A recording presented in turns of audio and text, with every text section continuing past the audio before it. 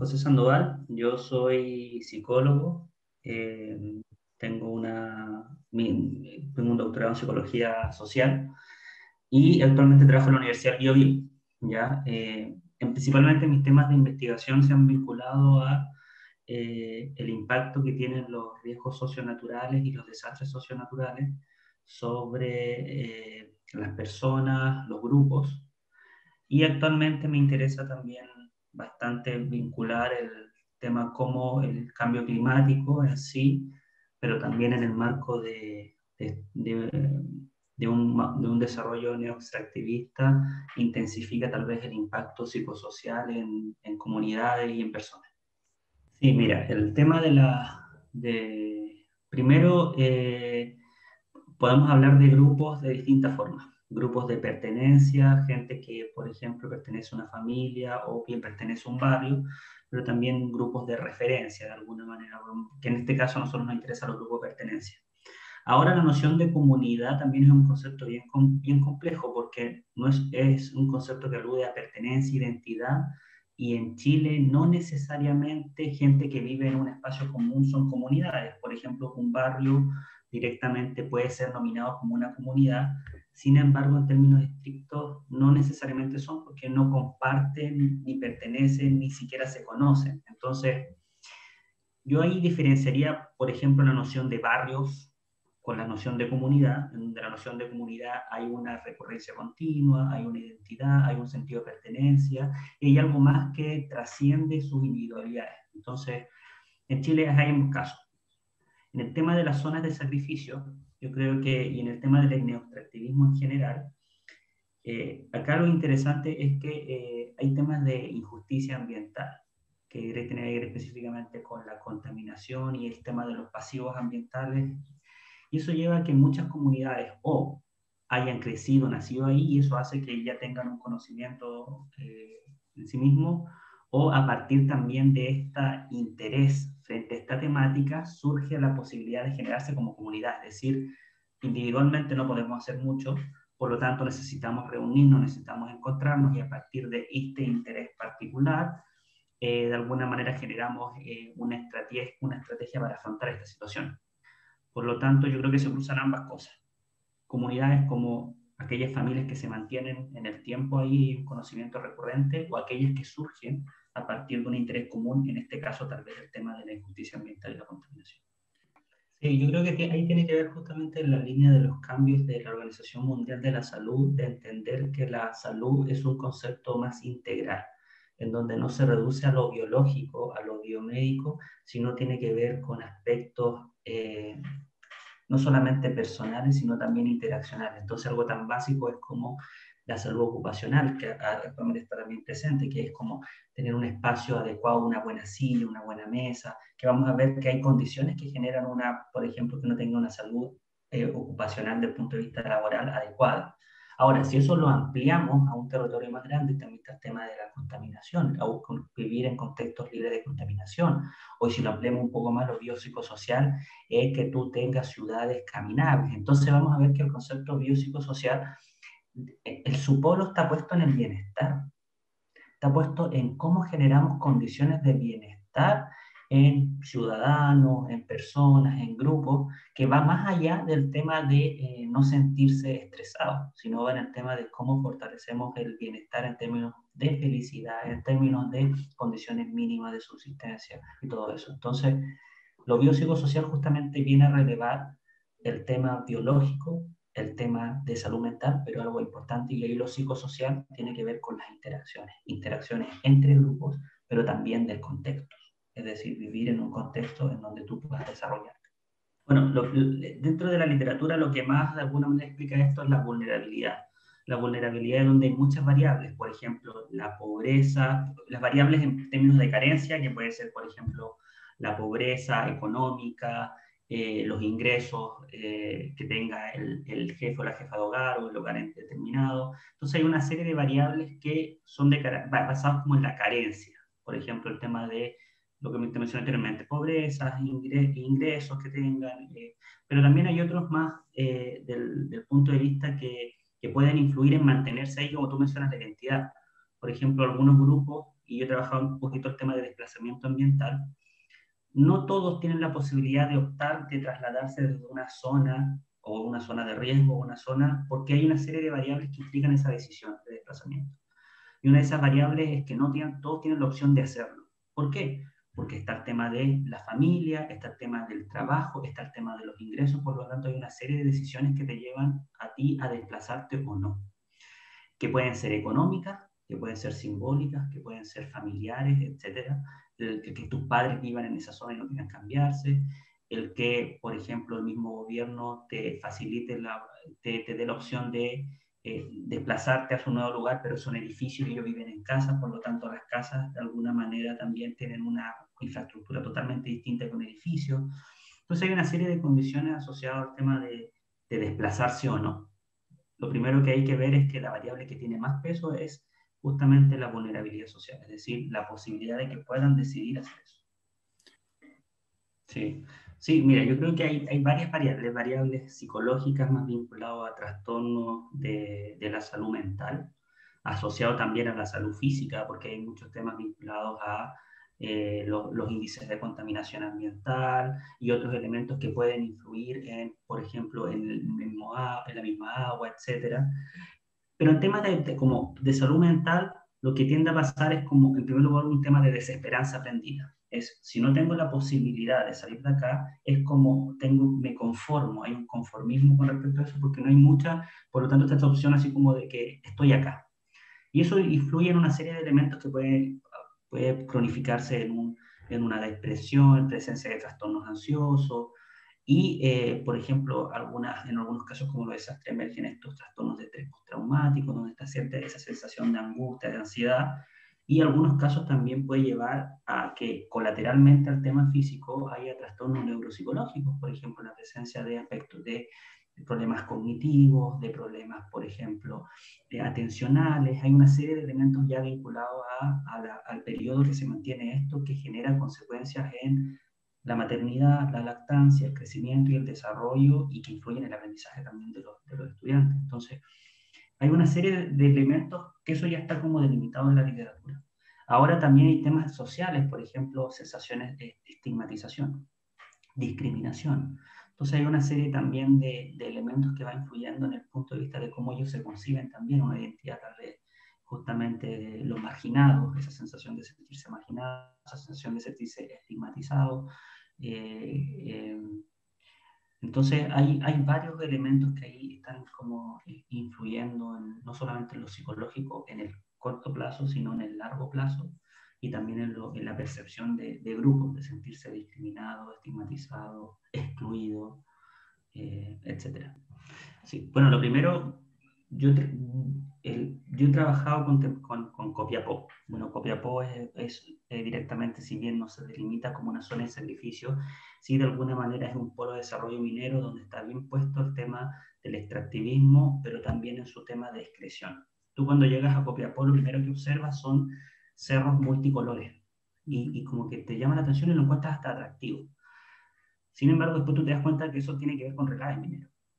Y un aspecto importante que tú mencionas es que tú les preguntas a las personas y están eso muy naturalizado. También el tema de la contaminación, de las nubes, de las fumarolas. Primero hay un tema como de inmunidad subjetiva. Cuando tú vives mucho con un fenómeno, lo naturalizas, por lo tanto no tomas mayor conciencia sobre esa problemática. Entonces ahí el tema principal es sensibilizar y de alguna manera dar cuenta de que esos fenómenos están ahí presentes, porque no necesariamente porque la gente vive ahí consciente de esas problemáticas. Entonces yo creo que ahí pasa en un primer momento el tema de romper esa inmunidad subjetiva que existe muchas veces en aquellas personas que nacen, viven en esos territorios. Lo segundo es, primero, no partir tal vez de la lógica de la expertocracia, que de alguna manera tú llegar como experto, psicólogo, geógrafo, ingeniero, a tú dar soluciones. La gente ha vivido ahí y por lo tanto ha tenido soluciones parciales, locales, que han funcionado, que no han funcionado, pero ya han afrontado esa situación. Por lo tanto, ese primer punto es hacer un diagnóstico local desde lo local. Es de alguna manera comprender cuáles son las prácticas, las historias, identificar cuáles son los grupos, identificar de alguna manera, hacer un diagnóstico, pero desde y con la comunidad, relevando sus saberes locales. que eso es un tema súper importante. Ahora, ¿por qué es muy importante? Porque es como lo que pasa con el COVID actualmente. Si tú no dialogas las creencias o de alguna manera las ideas que tienen las personas con el discurso del ministro, que es datos, ciencia y todo eso, no va a haber una alta disonancia cognitiva. Tú necesitas establecer algún diálogo justamente con lo que hacen las personas y con lo que podrían hacer. Entonces yo creo que el primer punto es la sensibilización, el reconocer los conocimientos locales, el establecer instancias de diálogo en un tema como de investigación, acción participativa, es de alguna manera uno tiene un rol más de acompañante, más que de direccionar algunas cosas. Y lo otro también es un tema de que esto es un tema interdisciplinar, es decir, no tiene que ver solamente con generar medidas de mitigación del humo, tiene que ver también con temas de nuevos ordenamientos territoriales, tiene que ver también eh, con aspectos de geografía, por ejemplo, vincular el tema si es posible o no trasladar a las viviendas, porque a veces se dice eso ya, traslademos los grupos, pero a veces se trasladan viviendas, no barrios. La gente vive en barrios. Por lo tanto, en el barrio vive con la familia, los amigos y todo eso. Por lo tanto, las soluciones habitacionales que tienden a implementarse son soluciones de reconstrucción que lo que hacen es romper el tejido barrial. ¿Por qué? Porque gran parte de las postulaciones son individuales, se postula individualmente, por lo tanto se rompen los barrios. Por eso es importante pensar a una mayor escala y pensar de alguna manera también en el tema de lo empresarial. O sea, en el corto plazo uno podría decir también, el neoestrategismo en Chile se acorta. No, de alguna manera es difícil generar una mirada de corte en el corto plazo, pero sí es importante reducir de alguna manera, ir reduciendo paulatinamente eso y que hayan sanciones de alguna manera importantes. Por eso es un tema más multidisciplinar, porque también ahí tiene que velar el tema de las supervisiones continuas del Ministerio de Salud, los indicadores de calidad y todo eso. Entonces es algo un poquito más complejo. Y Y ahí yo creo que un elemento central para cerrar y ver ese tema es lo que se denomina como empoderamiento de la comunidad. Por eso yo decía que lo otro es importante. Tú puedes llegar con una intervención y puedes tal vez solucionar algo local, pero si no dejas herramientas instaladas, es decir, de que las personas sepan a qué institución ir, que las personas manejen de alguna manera el tema jurídico a grandes rasgos para saber cuáles son los elementos, a dónde ir, a dónde acudir en cierto sentido, tú tienes que dejar instaladas esas capacidades. Si no dejas instalar esas capacidades y son los abogados o son los ingenieros ambientales quienes hacen eso, posiblemente la comunidad frente a una nueva amenaza no van a tener las herramientas para afrontar esto o a lo menos tener algo para afrontar. Entonces el tema del empoderamiento es súper importante. Muchas veces no, porque hay un tema de intereses y conflictos como de poder. De alguna manera tiene que ver lógicas de desarrollo que están en conflicto.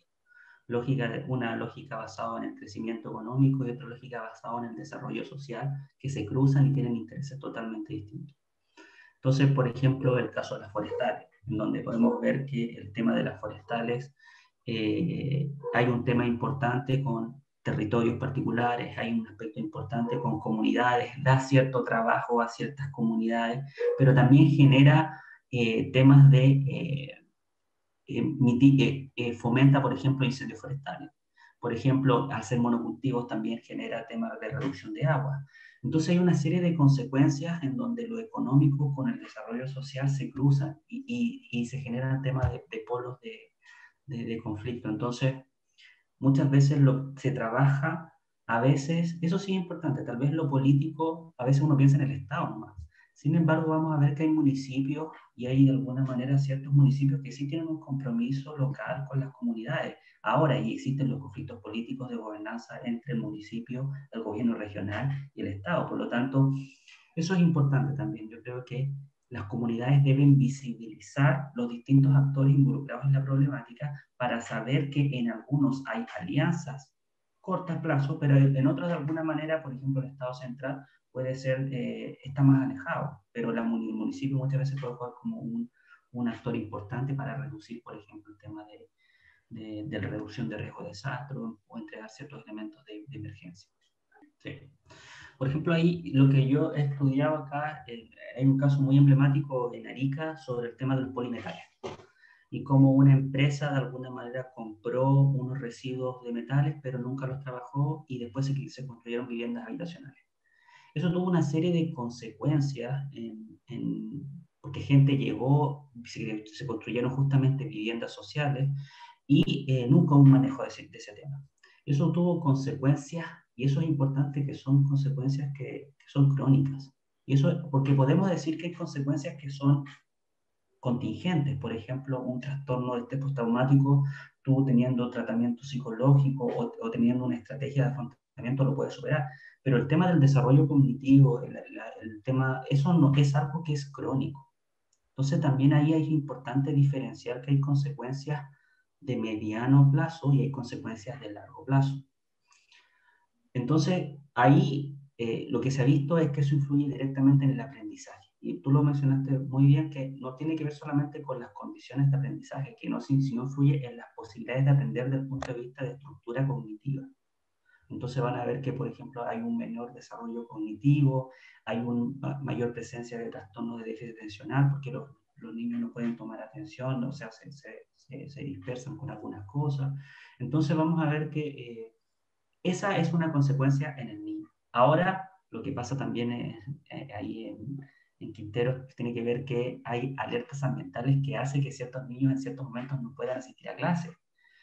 Entonces, eso es una consecuencia también que lleva que influye en una lógica como estar constantemente en riesgo. Tal vez no es lo mismo no es el mismo caso que uno podría pensar en Palestina cuando constantemente están siendo bombardeados, pero si lo ponemos como metáfora, es muy similar desde el punto de vista que tienen que estar constantemente alerta a estas situaciones, cortando procesos de aprendizaje y de desarrollo. Entonces, yo creo que ahí se cruzan dos cosas. Primero, el tema de la influencia que tiene esto en el desarrollo cognitivo. Segundo, en el desarrollo emocional, en esta lógica de constantemente estar ansioso, estar preocupado, estando alerta a la situación de que esto puede ocurrir y va a tener consecuencias y se naturaliza. Y dos, corta procesos de aprendizaje que son necesarios en la escuela.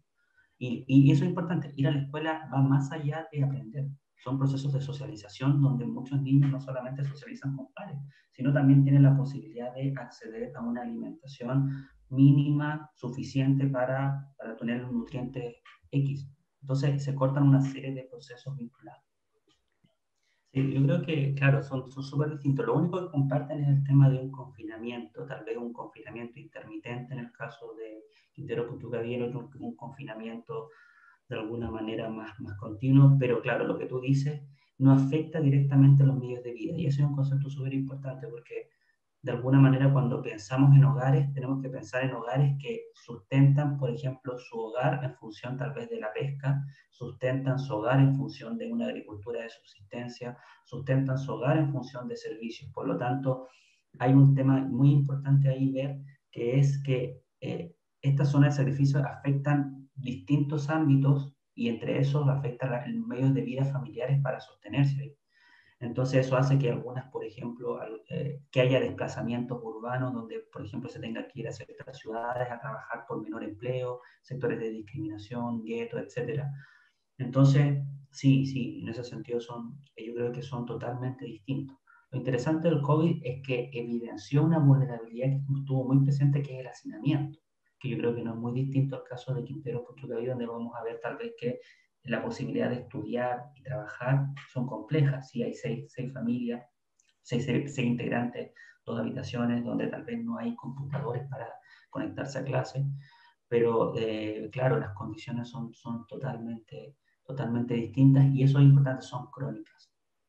Entonces, y acá, y eso es importante, las vulnerabilidades son exponenciales, porque si ponemos el caso del confinamiento actual del COVID, aquí creo que se le suma ese riesgo al riesgo previo y eso intensifica su vulnerabilidad en ese sentido.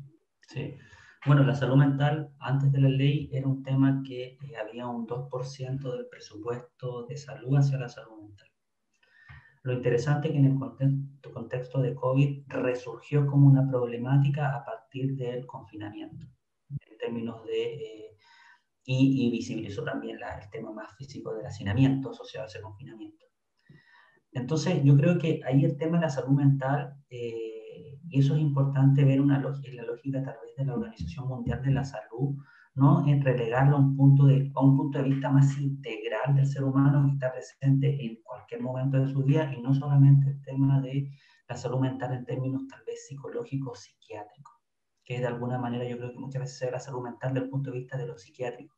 Entonces vemos el caso que justamente en el debate se le pregunta a Gabriel Boric el tema del trastorno obsesivo compulsivo, se pone el énfasis en la salud en lo psiquiátrico. Sin embargo, vamos a ver que la salud mental va también en la lógica del bienestar, no solamente del malestar. Entonces, la ley actual claramente mitiga, fortalece el tema del malestar en la misma lógica biomédica, pero no propicia y entiende el bienestar desde el punto de vista de un ambiente libre de contaminación, que es algo muy básico que de alguna manera plantea, que tiene que ver con malestar, pero en ese sentido, en el caso del ictiobutyrocaria, uno podría pensar, pero ¿por qué no ocurre eso? Bueno, hay una serie de otros elementos que reducen la discusión de la salud mental a entenderlo netamente a lo psiquiátrico, a lo ansioso, ansiedad, depresión y todo eso, y no a otros aspectos. Mira, hace poco bueno, la Organización Mundial de la Salud en su sede en Latinoamérica hizo un estudio y encontró que hay un aumento, el confinamiento llevó a que haya un aumento exponencial del consumo de alcohol y drogas. Eso tiene que ver con una serie de elementos no solamente personales, sino tiene que ver con aspectos de interacciones sociales, porque de alguna manera se cortaron todas las interacciones sociales y también asociada a tasas de desempleo, por lo tanto la frustración te lleva a una serie a tomar decisiones.